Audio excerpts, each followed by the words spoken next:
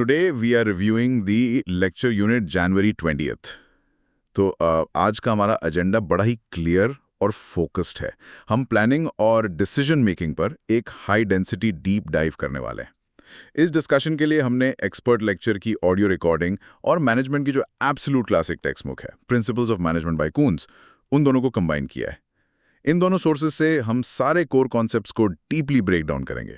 सही बात है। और इस डीप डाइव का प्राइमरी मिशन यही है कि हम उन डेंस एकेडमिक कॉन्सेप्ट्स को रियल वर्ल्ड सिनेरियोज और इंडस्ट्रियल केस स्टडीज के लेंस से समझें। कून्स टेक्स्ट बुक का ऑपरेशनल मैनेजमेंट थ्योरी और एक्सपर्ट लेक्चर का प्रैक्टिकल इंसाइट, दोनों का अमेलगमेशन इस डिस्कशन को एक सॉलिड फाउंडेशन देगा। हम थ्योरी को सिर्फ डिफाइन नहीं करेंगे, बल्कि ये देखेंगे कि एक्चुअल $multi-million कॉर्पोरेशंस में ये प्रिंसिपल्स फेल या सक्सीड कैसे होते हैं। Exactly. Okay, let's unpack this. लेकिन सबसे पहले प्लानिंग कॉन्सेप्ट को ना एक सिंपल एनालॉजी से समझते हैं। देखो, planning is exactly like foreplay. सीधा एक्शन में मतलब एग्जीक्यूशन में जंप करने से पहले ग्राउंड रूल्स और प्रेमिसेस सेट करना बहुत जरूरी है। अगर बेस प्रॉपरली सेट नहीं है तो फाइनल परफॉर्मेंस हमेशा डिसअपॉइंटिंग होती है। बिल्कुल। अगर वेरिएबल्स डिफाइन नहीं किए हैं तो एग्जीक्यूशन फेज में सिर्फ कियोस होता है। एक ऑर्गेनाइजेशन बिना क्लियर प्लानिंग के अनकोऑर्डिनेटेड डिपार्टमेंट्स का एक झुंड बन के रह जाती है, जहां हर कोई एनर्जी तो लगाता है पर रिजल्ट जीरो निकलता है। Moving on to the January 20th session, lecture के शुरुआत में प्रोफेसर ने एक बड़ा इंटरेस्टिंग हिस्टोरिकल कॉन्टेक्स्ट एस्टैब्लिश किया कि मैनेजमेंट डिसिप्लिन का इवोल्यूशन आखिर हुआ कैसे। मैनेजमेंट कोई आदिकाल से चली आ रही सिस्टमैटिक फील्ड नहीं है। इसकी शुरुआत फ्रेंच रेवोल्यूशन और इंडस्ट्रियल रेवोल्यूशन के बाद हुई, जब मास प्रोडक्शन स्टार्ट हुआ। हाँ, जब हजारों लोग एक फैक्ट्री फ्लोर पर एक साथ काम करने लगे, तब उन्हें कोऑर्डिनेट करने के लिए एक फॉर्मल डिसिप्लिन की जरूरत पड़ी। और यहाँ principles of management by Coons का चैप्टर 1 एक क्रिटिकल थियोरेटिकल फ्रेमवर्क प्रोवाइड करता है। चैप्टर 1 में एक बड़ा इंपॉर्टेंट डिबेट है, इज मैनेजिंग अ साइंस और an art. Text book clearly explain करती है कि मैनेजिंग प्रैक्टिस के रूप में एक आर्ट है। आर्ट है मतलब the creative kind of art. हाँ, आर्ट का मतलब होता है नो हाउ। अपनी नॉलेज को सिचुएशंस के हिसाब से अप्लाई करके डिजायर्ड प्रैक्टिकल रिजल्ट्स अचीव करना। एक मैनेजर को सिचुएशन देखकर अपनी टेक्निक बदलनी पड़ती है, बिल्कुल एक पेंटर या म्यूजिशियन की तरह। Wait, calling management an art sounds like a great excuse for CEOs to just go with their gut feeling and completely avoid data. Does the textbook actually support that intuitive, non-scientific approach? Organised knowledge है। Theory और scientific principles के बिना management practice सिर्फ एक तुक्का यानी pure luck रह जाती है। टेक्स्ट बुक बड़ा अच्छा एग्जाम्पल देती है कि बिना साइंस की नॉलेज के एग्जीक्यूटिव्स उन पुराने जमाने के विच डॉक्टर्स की तरह होते हैं, जो बस इंट्यूशन पर रिलाई करते थे और उम्मीद करते थे कि उनका मैजिक चल जाएगा। So no magic wands in the boardroom. आज के कॉम्प्लेक्स कॉर्पोरेट वर्ल्ड में आप विश डॉक्टर नहीं बन सकते। मैनेजर्स को एम्पिरिकल डेटा, साइकोलॉजिकल थ्योरीज और इकोनॉमिक प्रिंसिपल्स का यूज करना पड़ता है अपनी आर्ट को परफेक्ट करने के लिए। सो अंडरलाइंग साइंस फाउंडेशन है और उस फाउंडेशन पर आर्ट परफॉर्म की जाती है। What does this all mean for planning? तो लेक्चर से रेफरेंस लें तो प्लानिंग बेसिकली ऑर्गेनाइजेशन के ऑब्जेक्टिव सेट करना और उन्हें अचीव करने का सबसे efficient course of action decide करना। कून्स के चैप्टर 5 में प्राइमेसी ऑफ प्लानिंग कॉन्सेप्ट को फिगर 5.1 के थ्रू समझाया गया है। प्राइमेसी ऑफ प्लानिंग का फंडामेंटल रूल ये है कि प्लानिंग सबसे डोमिनेंट फंक्शन है। मैनेजरियल ऑपरेशंस जैसे ऑर्गेनाइजिंग, स्टाफिंग, लीडिंग और कंट्रोलिंग, ये सब प्लानिंग के बाद आते हैं। It's basically the dominant partner that dictates all the other moves in the management bed. जब तक प्लानिंग का स्ट्रक्चर रेडी नहीं है, तब तक ना ही स्टाफ हायर कर सकते हैं, ना टीम लीड कर सकते हैं और ना ही कोई कंट्रोल मैकेनिज्म सेट कर सकते हैं। कंट्रोल किसको करेंगे जब यही नहीं पता कि गोल क्या था? सही पॉइंट है। अब अगर प्लान सेट करना है तो उसके लिए कंटिन्यूअस डिसीजंस लेने पड़ेंगे। लेक्चर में डिसीजन मेकिंग के अलग-अलग थियोरेटिकल मॉडल्स को डिटेल में एक्सप्लेन किया गया है। सबसे पहला है इकोनॉमिक मैन मॉडल। ये प्योर कैपिटलिज्म और हाइपर रैशनैलिटी पर बेस्ड है। इस मॉडल का मेन गोल सिर्फ एक है, मैक्सिमाइजिंग। ये अज्यूम करता है कि इंसान कंप्लीटली लॉजिकल है और हमेशा अपने इकोनॉमिक गेन को ऑप्टिमाइज करेगा। Economic man model sounds incredibly intense. How does that actually look in a real world investment scenario? Lecture के एग्जाम्पल के हिसाब से अगर किसी के पास 10 करोड़ रुपए इन्वेस्ट करने के लिए है, तो इस मॉडल के हिसाब से इंसान एक ऐसी अपॉर्चुनिटी ढूंढेगा जो उसको हाईएस्ट पॉसिबल रिटर्न दे। लिमिटलेस ग्रीड होती है इसमें। अगर एक ऑप्शन 12% रिटर्न दे रहा है और दूसरा 12.1%, तो इकोनॉमिक मैन हमेशा 12.1% चूज करेगा, चाहे रिस्क कितना भी हो। इसमें सैटिस्फैक्शन का कोई थ्रेशोल्ड नहीं है, बस और ज्यादा रिटर्न चाहिए, रॉ एंड हार्डकोर। पर लोग ऐसे फंक्शन तो नहीं करते। हम रोबोट्स नहीं है जो स्प्रेडशीट पर हर माइक्रो परसेंटेज कैलकुलेट करके लाइफ चॉइसेस लें। रियल लाइफ में स्ट्रेस, टाइम लिमिटेशंस और इंफॉर्मेशन की कमी होती है। इसलिए दूसरा मॉडल ज्यादा प्रैक्टिकल है, रैशनल मैन मॉडल, जिसे सैटिस्फाइसिंग भी कहते हैं। यहाँ फोकस सैटिस्फैक्शन पर है, मैक्सिमाइजिंग पर नहीं। ह्यूमन एस्पिरेशन की एक लिमिट होती है, और जब एक ऑल्टरनेटिव उस एस्पिरेशन लेवल को मीट कर लेता है, तो मैनेजर उस चॉइस को लॉक कर देता है।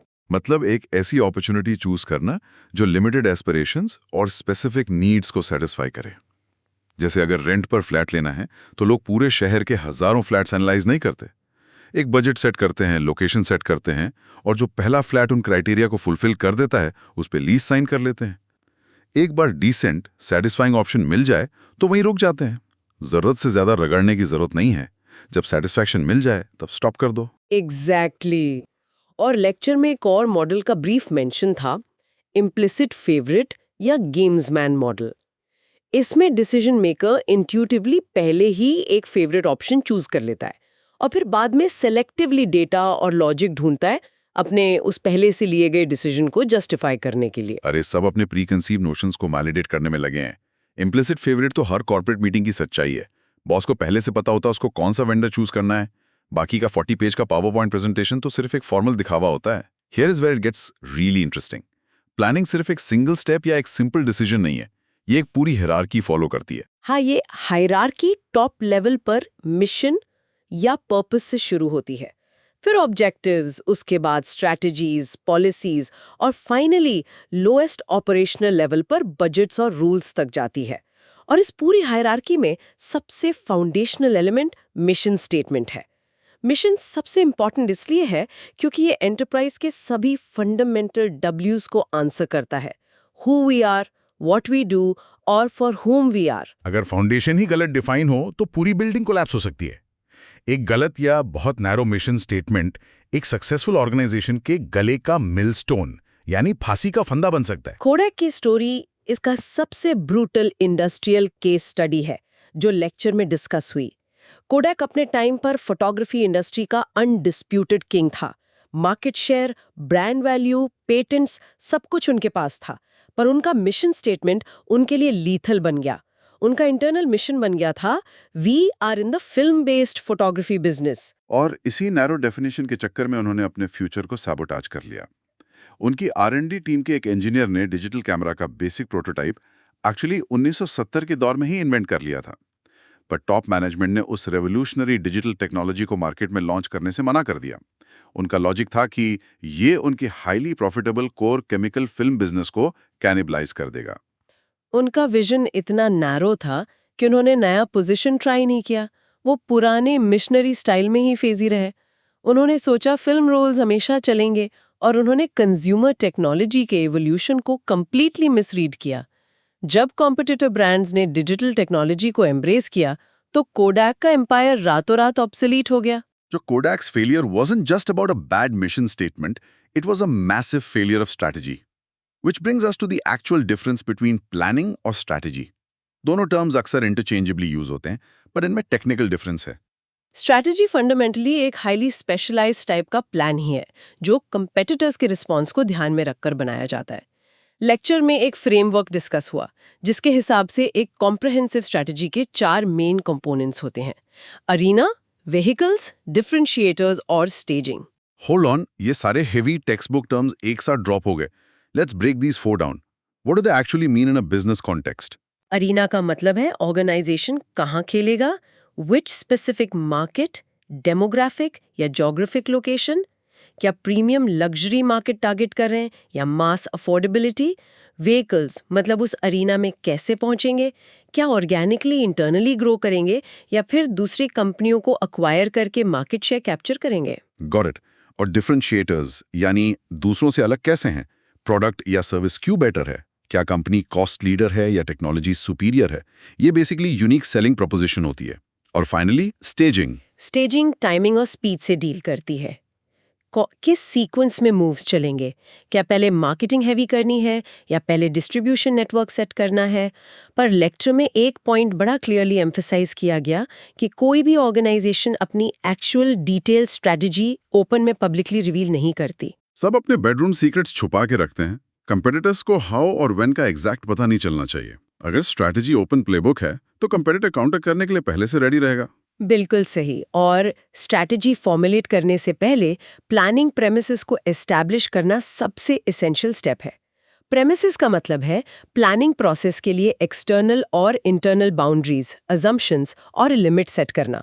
एक मैनेजर को अपने available capital resources, internal talent capabilities और एक्सटर्नल रेगुलेटरी लिमिटेशंस को एक्यूरेटली फोरकास्ट करना पड़ता है। सिंपल सी बात है, अपना स्टैमिना और औकात पता होनी चाहिए बड़ा प्लान बनाने से पहले। अगर ऑर्गेनाइजेशन के पास कैपेसिटी और कैश फ्लो नहीं है तो अनरियलिस्टिक इंटरनेशनल एक्सपेंशन का प्लान बनाना just leads to immediate bankruptcy. एक ऐसी हाइपर अग्रेसिव प्लानिंग नहीं कर सकते जो प्रेमिसेस और फंडामेंटल कंस्ट्रेंट्स को ही डिफाई करे। और यही रियलिटी हमें principles of management by Coons के स्पेसिफिक केस स्टडीज में देखने को मिलती है।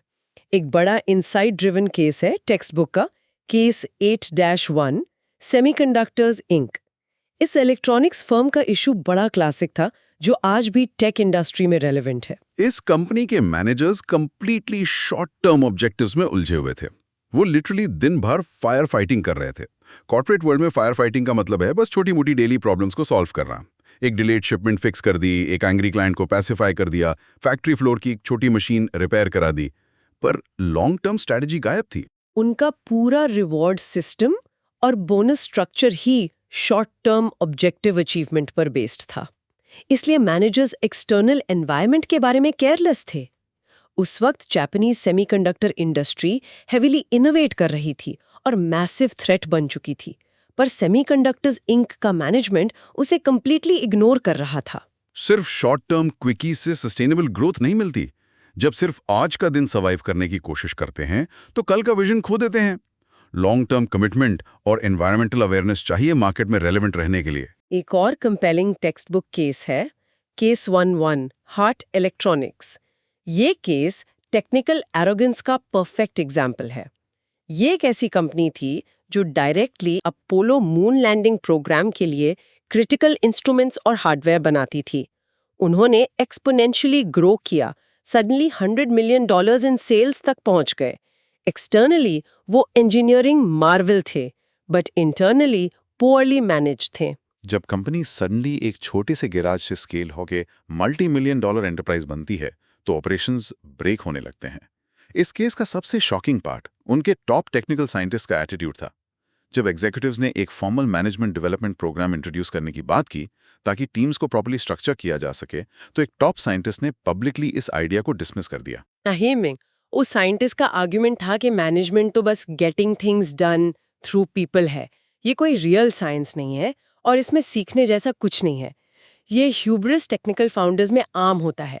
उन्हें लगता है कि अगर वो कॉम्प्लेक्स रॉकेट पार्ट्स बना सकते हैं तो ऑपरेशंस और एचआर मैनेज करना तो बच्चों का खेल होगा। पर हाईलाइट करने वाली बात यह है कि टेक्निकल सुपीरियरिटी अकेली काफ़ी नहीं होती। जब ऑर्गेनाइजेशन मैसिव स्केल पर ऑपरेट करती है तो formal management framework, clear hierarchy और सिस्टमैटिकली ट्रेन मैनेजर्स स्ट्रिक्टली ज़रूरी होते हैं। हजारों लोगों को सिर्फ इंजीनियरिंग आईक्यू के भरोसे नहीं चला सकते, जिसे हम फॉर्मली सिस्टमैटिक मैनेजमेंट कहते हैं। इन केस स्टडीज के बाद Coons text book management theory का एक और वाइटल डायमेंशन एक्सप्लोर करती है, ओपन सिस्टम अप्रोच और कंटिंजेंसी मैनेजमेंट। ट्रेडिशनल क्लासिकल थ्योरिस्ट्स अक्सर एंटरप्राइज को एक क्लोज सिस्टम मानते थे। क्लोज सिस्टम का मतलब है कि सिर्फ अपनी फैक्ट्री की 4 दीवारी के अंदर फोकस करते हैं और सोचते हैं कि बाहर की दुनिया का कोई असर नहीं होगा। लेकिन ऑपरेशनल मैनेजमेंट थ्योरी एम्फसाइज करती है कि मैनेजमेंट एक क्लोज सिस्टम हो ही नहीं सकता। एक्सटर्नल एनवायरनमेंट हमेशा इंटरफेयर करता है। Government regulations, economy, competitors, supply chains, ये सारे external variables constantly internal plans को डिसरप्ट करते हैं। इस पॉइंट को सॉलिडिफाई करने के लिए टेक्स्ट बुक एक और फैंटास्टिक रियल वर्ल्ड एग्जांपल लेती हैं, द वोल्क्सवैगन केस। वोक्सवैगन अपने यूरोपियन बेस से निकलकर यूएस मार्केट्स में हेविली एक्सपैंड करना चाहती थी। यूएस में अपना एक डायरेक्ट असेंबली प्लांट लगाना लीगली, टेक्निकली और फाइनेंशियली एक बहुत ही साउंड और लॉजिकल डिसीजन था, पर उन्हें एक मैसिव रोड ब्लॉक का सामना करना पड़ा, और वो रोड ब्लॉक किसी कंपेटिटर ने नहीं, उनके इंटरनल इकोसिस्टम ने खड़ा किया था। जर्मन लेबर यूनियंस, वीडब्ल्यू के डोमेस्टिक वर्कर्स जो इंटरनल क्लेमेंट्स थे, उन्होंने इस एक्सपेंशन प्लान को हेविली अपोज किया। उन्हें डर था कि अगर यूएस में प्लांट लग गया तो जर्मनी की फैक्ट्री का आउटपुट कम हो जाएगा और वहां मैसिव जॉब लॉसेस होंगे। एक ऐसी स्ट्रैटेजी जो पेपर पर प्योरली प्रॉफिटेबल लग रही थी, प्रैक्टिकली स्टॉल हो गई क्योंकि स्टेक होल्डर्स पुशबैक दे रहे थे। ये केस इलस्ट्रेट करता है कि एक मैनेजर को सिर्फ एक्सटर्नल अपॉर्चुनिटीज को ही मैप नहीं करना होता, बल्कि मल्टीपल क्लेमेंट्स के कॉन्फ्लिक्टिंग गोल्स को भी इफेक्टिवली इंटीग्रेट करना पड़ता है। क्लेमेंट्स यानी स्टेक होल्डर्स, शेयर होल्डर्स को प्रॉफिट चाहिए, लेबर यूनियंस को जॉब सिक्योरिटी चाहिए और लोकल गवर्नमेंट को टैक्सेस। इन सभी वेरिएबल्स को बैलेंस करना ही रियल मैनेजमेंट है, और यहीं कंटिंजेंसी थ्योरी का एप्लीकेशन होता है। Contingency theory basically means it depends, there is no single magic formula. Management में कोई एक यूनिवर्सली वन बेस्ट वे नहीं होता जो हर कंपनी पर परफेक्टली अप्लाई हो जाए। मैनेजर्स को अपने थ्योरेटिकल प्रिंसिपल्स को स्पेसिफिक सिचुएशनल रियलिटीज और एक्सटर्नल प्रेशर्स के अगेंस्ट कॉन्स्टेंटली इवैल्यूएट करके ही अप्लाई करना होता है। जो फॉर्मूला हार्ट इलेक्ट्रॉनिक्स के लिए काम करेगा, जरूरी नहीं वो वोल्क्सवैगन की लेबर यूनियन क्राइसिस को सॉल्व कर दे। सिचुएशन के हिसाब से पोजीशन चेंज करनी पड़ती है। फ्लेक्सिबिलिटी ही सर्वाइवल है इस ओपन सिस्टम कॉर्पोरेट एनवायरनमेंट में। तो इस पूरे हेवी डिस्कशन को अगर हम एक टेक्निकल रिकैप के थ्रू रैप अप करें, आज हमने सबसे पहले देखा प्राइमेसी ऑफ प्लानिंग, कैसे प्लानिंग मैनेजमेंट बेड का डोमिनेंट पार्टनर है जिसके बिना बाकी फंक्शंस यूजलेस हैं। फिर हमने डिसीजन मेकिंग के दो एक्सट्रीम एंड समझे, इकोनॉमिक मैन मॉडल जहां कोर फोकस मैक्सिमाइजिंग और हाईएस्ट रिटर्न पर है, और रैशनल मैन मॉडल जहां प्रैक्टिकल ऑब्जेक्टिव सिर्फ सैटिस्फाइसिंग है। साथ ही हमने इम्प्लिसिट फेवरेट अप्रोच को भी अनपैक किया। हमने हायरार्की ऑफ प्लान्स और नैरो मिशन स्टेटमेंट्स के हैजर्ड्स को समझा। स्ट्रैटेजी के 4 मेजर कंपोनेंट्स देखे, अरेना, व्हीकल्स, डिफरेंशिएटर्स और स्टेजिंग। उसके बाद प्लानिंग प्रेमिसेस की कंस्ट्रेंट्स डिस्कस की, और फाइनली कून्स टेक्स्ट बुक के 3 massive case studies, semiconductors Inc, Hart electronics और वोल्क्सवैगन के थ्रू ओपन सिस्टम अप्रोच और कंटिंजेंसी या सिचुएशनल थ्योरी को रियल वर्ल्ड कॉन्टेक्स्ट में प्लेस किया। कि कुछ मिनट्स में असाइनमेंट्स और एग्जाम मार्क्स को लेके क्लास के अंदर काफी इधर-उधर की एडमिनिस्ट्रेटिव बातें हैं। हमने उन डिस्ट्रैक्शंस को इस एनालिसिस में डिलिबरेटली इग्नोर किया है क्योंकि उनका सब्जेक्ट मैटर से कोई लेना देना नहीं है। इस पूरे सेशन में कोई विजुअल प्रैक्टिकल या white board mathematical solving involve नहीं है, जिसके लिए ओरिजिनल वीडियो फॉर्मेट देखना स्पेसिफिकली जरूरी हो। इन कॉम्प्लेक्स एकेडमिक कॉन्सेप्ट्स को प्रॉपरली मास्टर करने के लिए ये डीप डाइव डिस्कशन और कून्स टेक्स्ट बुक के रेफरेंस चैप्टर्स को थरोली पढ़ना ही फुली सफिशिएंट है। और इस डीप डाइव को खत्म करने से पहले एक लिंगरिंग प्रोवोकेटिव क्लोजिंग थॉट। हमने कोडैक के नैरो विजन की बात की। अगर कोडैक ने उस वक्त अपने इंटरनल प्लानिंग प्रेमिसेस को चैलेंज किया होता, अपनी मिशन डेफिनेशन इतनी नैरो न रखी होती और फिल्म रोल्स के पुराने ऑब्सेशन से आगे बढ़कर अपने ही लैब में डेवलप किए गए डिजिटल कैमरा को बोल्डली अपना लिया होता, तो आज डिजिटल लैंडस्केप कैसा दिखता?